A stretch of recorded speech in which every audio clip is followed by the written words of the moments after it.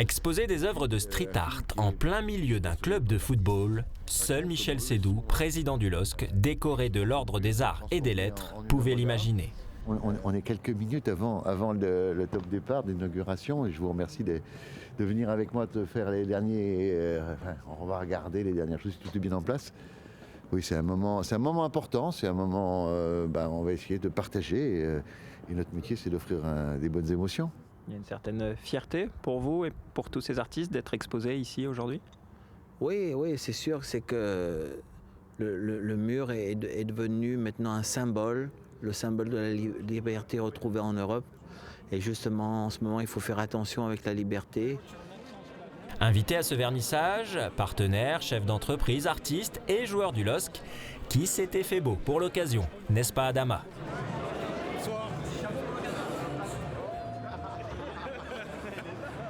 Il y a deux mots dans cette exposition qui sont très importants, art et liberté.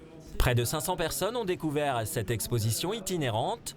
À l'occasion des 25 ans de la chute du mur, 30 artistes ont donc peint des fragments de ce pan d'histoire.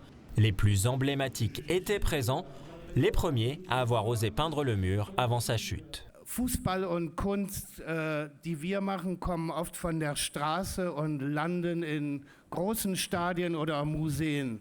Le football et l'art viennent tous les deux de la rue et finissent tous les deux dans les stades ou les musées.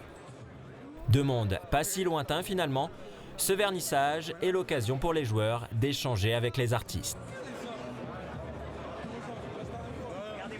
C'est une initiative magnifique. Le domaine du Chien est un endroit magnifique et ça se marie bien.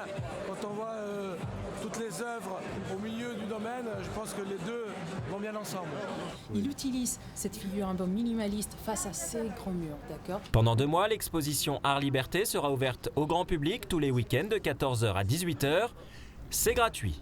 1000 billets sont déjà partis. Michel Seydoux est en passe de réussir son pari.